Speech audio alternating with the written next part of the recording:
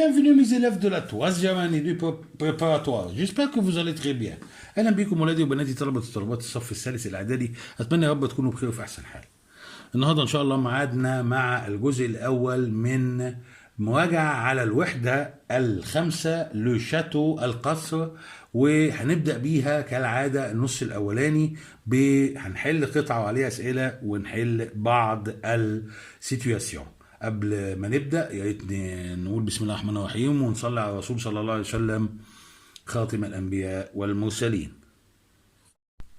زي ما انتم شايفين كده عندي قطعة عبارة عن لتر خطاب. تعال نشوف بتقول ايه. Lis ce document puis réponds aux questions. اقرأ هذه الوثيقة ثم أجب على الأسئلة. زي ما انتم شايفين الشكل اللي انت دارسه، ان ازاي يكون الخطاب لازم البلد المرسل منها والتاريخ وبعدين عزيزي فلان وفي الاخر تمضي الخطاب. فبيقول لي شار جاك، عزيزي جاك. اللي كتب الكلام دوت شادي، يبقى شادي هنا بخاطب واحد فرنسي اسمه جاك. بيقول له vendredi passé notre école a organisé un voyage au Caire. الجمعة اللي فاتت أو الجمعة الماضية مدرستنا نظمت رحلة للقاهرة. شيء طبيعي إنه صاحب الخطاب اسكندراني نفسه، بيكتب من اسكندرية، تمام كده؟ يبقى نظمت رحلة للقاهرة. On a voyagé à 8 heures en bus. هنسافر الساعة 8 بالباص بالأتوبيس. Nous sommes arrivés au Caire à 10h30. وصلنا، خد بالك، يبقى هنا هوت نظمت سافرنا وصلنا، يبقى كله في زمن الماضي. يبقى ده وطبعا البداية خالص انه الجمعة الماضية، يبقى هو بيحكي له حاجة حصلت خلاص انتهت. يبقى وصلنا القاهرة 10:30، يبقى قمنا 8 وصلنا 10:30. Un guide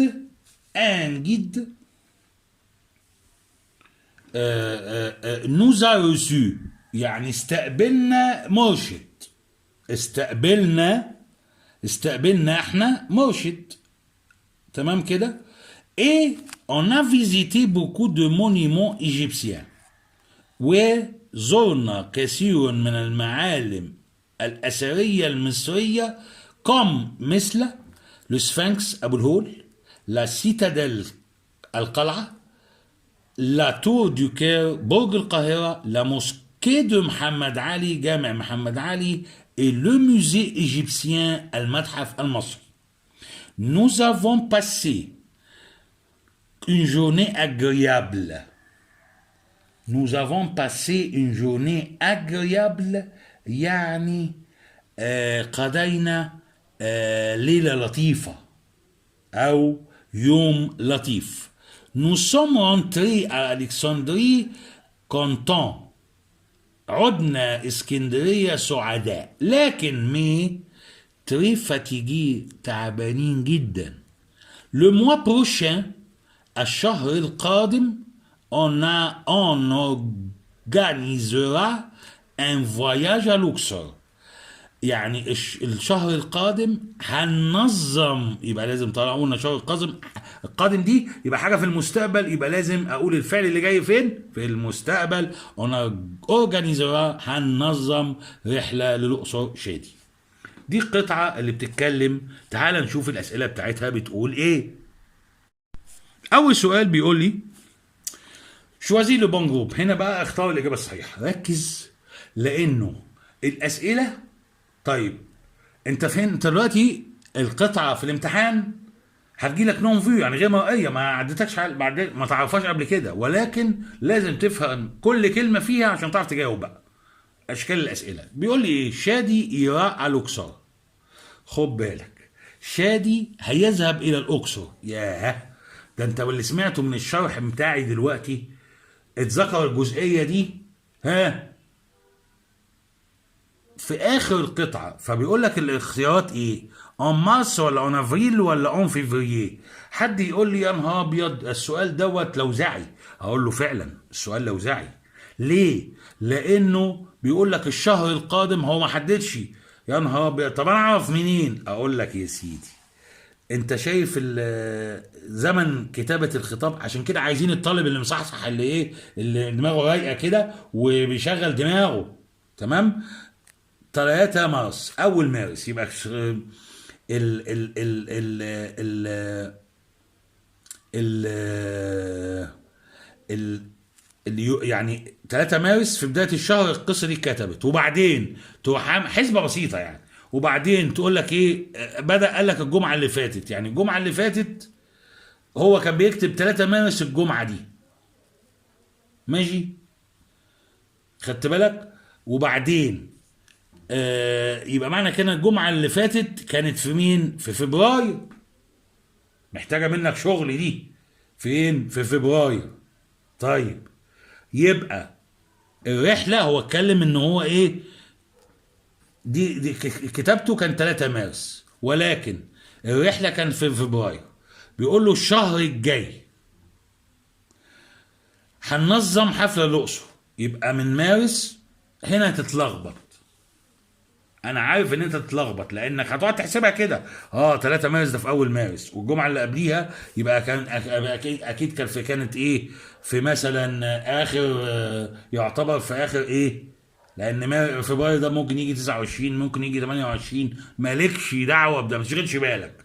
مهم جدا انك تحسب مارس، يبقى هتكون يبقى في افريل. هي دي الحسبه. ما تخشليش بقى، ما تعمليش فيها اينشتاين وبعدين تحسب بقى هو كتب في مارس وبعدين قال له الجمعه اللي فاتت، فتخش في مارس تروح جايب ايه في فبراير ولا ايه، تروح جايب الاجابه مارس هنا اهو، تختار دي. اقول لك غلطان، لان انت مالكش دعوه بالقصه دي، انت ليك دعوه بكتابه الكلام ده.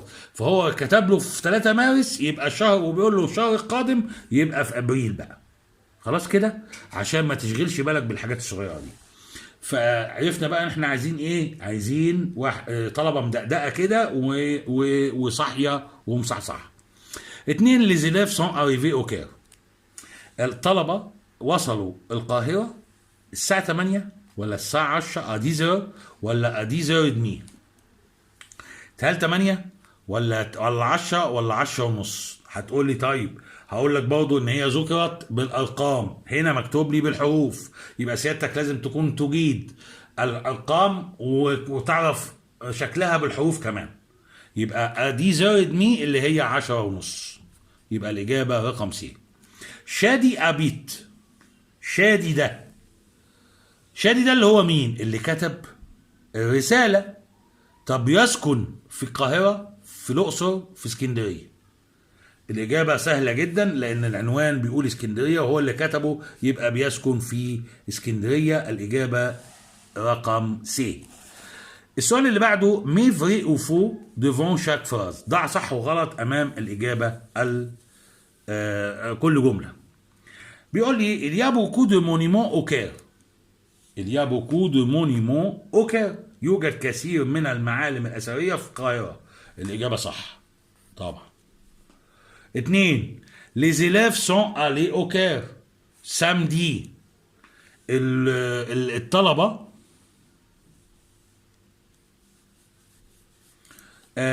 ذهبوا للقاهرة السبت. الإجابة غلط، لأنه كانت فندردي الجمعة. 3 les élèves ont pris le bus pour aller au Caire. الطلبة أخذوا الباص للذهاب للقاهرة. فعلا كان فعلا قال له on voyageait à 8 heures en bus، يبقى الإجابة هنا صح. Les élèves ont été très contents de ce voyage. الطلبة كانوا سعداء جدا من هذه الرحلة. طبعا قالوا ان احنا سعداء، والإجابة صحيحة. اللي بعده عايزك بقى تركز، عشان الموضوع بكلمة واحدة، عايزك تجاوب لي بكلمة واحدة. كي يا ريسيو لي زيلاف او كير؟ مين اللي استقبل الولاد في القاهرة؟ يبقى انجيد. الإجابة انجيد، بس مش لازم بقى ايه تعمل لي فيلم كي يا ريسيو مش عارف ايه، هي انجيد. Qu'est-ce que Shadi a visité au Caire؟ شادي زار ايه في القاهرة؟ يا هات لي حاجتين بس من لأن الموضوع كتير. زار ايه؟ زار عندك لوسفانكس، اسفانكس، و لا سيتاديل، سيتاديل، وكمان لا تو دو كير، دو كير. بس كفايه كده. طيب انتقل على اللي بعده. السؤال بقى الايه الجميل. شوازي لا بون ريبونس، اختار الاجابه الصحيحه. هنا السؤال بتاع السيتوياسيون، المواقف. افهم الجمله اللي هي بالغامق، هي دي اللي هتفهمك. طيب في اغلبكم فاهم انه لو قلت لو لقيت دي يبقى انت هتجيب سؤال، لو لقيت ال دي يبقى انت هتجيب اجابه. الكلام ده مش مظبوط. انت تفهم الجمله لانه ملهاش علاقه بكده. بلاش والنبي طريقه القص واللزق دي، لو لقيت كذا تبقى كذا، لو لقيت كذا تبقى كذا. لا انا عايزك تفهم ما تحفظش. افهم الجمله بتقول لك ايه. ان باسون te demande comment aller à la citadelle. tu dis باسون يعني عبر طريق، واحد في الشارع سألك عبر في طريق في الشارع سألك كيف، يبقى سألك، يبقى خلاص كده اديك عرفت اهو. te demande comment aller à la citadelle، كيف الذهاب للقلعة. انت تقول، يبقى طالما سألك وانت تقول يبقى هتقول اجابة. يبقى انت تقول لنفسك كده، ما تاخدهاش بقى بمحمل اصل انا لقيت هنا تو دي يبقى هدور يبقى انا كده لقيت اجابة. لا، مش دايما تيجي للقاعده دي. عشان كده بقول لك يفهم الجمله. طيب يا ترى لما سالك اروح القلعه منين؟ كيف الذهاب للقلعه؟ اقرا الجمل كده وفصصها واحده واحده. J'ai visité la citadelle la semaine dernière. انا زرت القلعه الاسبوع الماضي او الاخير. ما تنفعش. واحد بيقول لك كيف اروح القلعه؟ Prenez la deuxième rue à droite. خد التاني شارع يمين. اركنها دي على جنب. N'oublie pas de visiter la citadelle. لا تنسى زيارة القلعة. يبقى لا الأولى ولا التانية.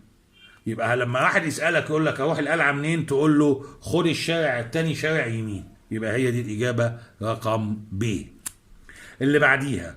Tu demandes à ton ami français de décrire le château. Tu dis.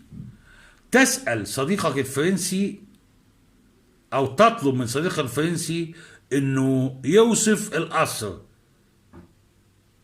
أنت تقول تطلب أو تسأل صديقك الفرنسي إنه يوصف القصر. أنت تقول، يبقى معنى كده إن هنا هتجيب السؤال بقى. هتقول له إزاي يوصف القصر؟ هتقول له يا ترى quand es-tu allé au château؟ متى ذهبت إلى القصر؟ لا ده مش وصف ده. أين يكون القصر؟ où est le château؟ برضه ما تجيش. لكن comment est le château؟ كيف يكون القصر؟ يبقى هنا لما هو هنا السؤال كيف يكون القصر، هنا الوصف بتسأله بقى وصف، فتقول له الإجابة رقم سي. 3. Tu décris ton ami français à ton frère. Tu dis أنت توصف صاحبك الفرنسي لأخوك. تقول، خد بالك، أنت بتوصف صاحبك الفرنسي لأخوك. أنت تقول يعني هتجيب لي الوصف اللي أنت قلته لأخوك. يا ترى j'ai un ami il s'appelle Martin. أنا عندي صديق اسمه مارتن. ده مش وصف. مارتن aime beaucoup le théâtre. ده مش وصف برضه. يحب كثيرا المسرح. ولا il a un visage rond، وشه مدور. هو ده الوصف. يبقى الإجابة رقم سي. 4. tu exprimes ton souhait. بتعبر عن أمنيتك. تقول، يبقى هتقول لي ازاي بتعبر عن أمنيتك. je voudrais du sel s'il vous plaît. أنا أريد ملح لو سمحت. ده مش تعبير عن أمنية خالص. محدش بيتمنى إنه ياخد ملح. je voudrais devenir médecin. أود أن أصبح طبيب. je suis professeur. أنا أكون مدرس. يبقى لا الأولى ولا الأخيرة، يبقى الإجابة أنا أود أن أكون، يبقى دي هي دي الأمنية، إنك تود أن تكون طبيب. 5. Tu demandes à ton ami ce qu'il ferait s'il avait du temps. 5. تسأل صديقك ما سيفعل إذا كان لديه وقت. il dit، يبقى أنت كده سألت صاحبك ماذا يفعل لو كان عنده وقت. ها، يا ترى أقول له je ferai du sport، همارس الرياضة، le temps était beau hier، الجو كان حلو امبارح، je voudrais un manteau s'il vous plaît، أنا عايز بلطو لو سمحت. يبقى الإجابة الصحيحة لا الأولى لا الثانية ولا الثالثة تنفع، إنما هلعب رياضة أو همارس الرياضة. يبقى عما سيفعل إذا كان لديه وقت، يبقى هيقول لك همارس الرياضة. 6. ta mère te conseille، ta mère te conseille، والدتك تنصحك de porter un manteau، elle dit، والدتك تنصحك بارتداء بلطو، هي تقول. يبقى هتقول لي الجمله اللي قالت النصيحه اللي قالتها لك والدتك، طلعها من الثلاثه دول. يا ترى هتقول لك جو فودري ان مونتو كار il fait froid، انا عايزه بلطو عشان الجو برد، يبقى دي مش نصيحه. tu devrais porter un manteau car il fait froid، يجب عليك ارتداء معطف او بلطو لان الجو برد. ton manteau est court، بلطو بتاعك بيكون قصير. يبقى لا الأولى ولا الأخيرة. يبقى النصيحة فعلا بالدرس دوت خدناها اما تود تعطي نصيحة بالكونديسيونال بريزون، المضارع الشرطي. tu devrais porter un manteau car il fait froid، يبقى الإجابة رقم ب. وبكده نكون انتهينا من الجزء الأول من مراجعة الوحدة الخامسة لثالثة إعدادي ترم تاني 2022-2023. استنوني ان شاء الله في الجزء الثاني.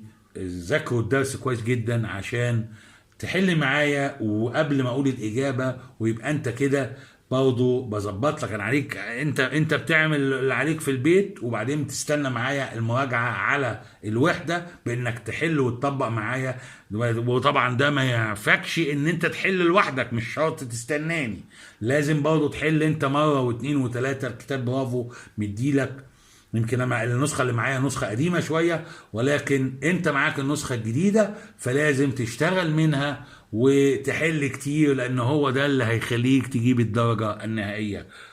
كنت مبسوط معاكم النهارده، اتمنى تكونوا انتوا كمان استفدتوا من فيديو النهارده. اشوفكم ان شاء الله في فيديو جديد ومراجعه جديده. ابيانتو tout le monde et au revoir.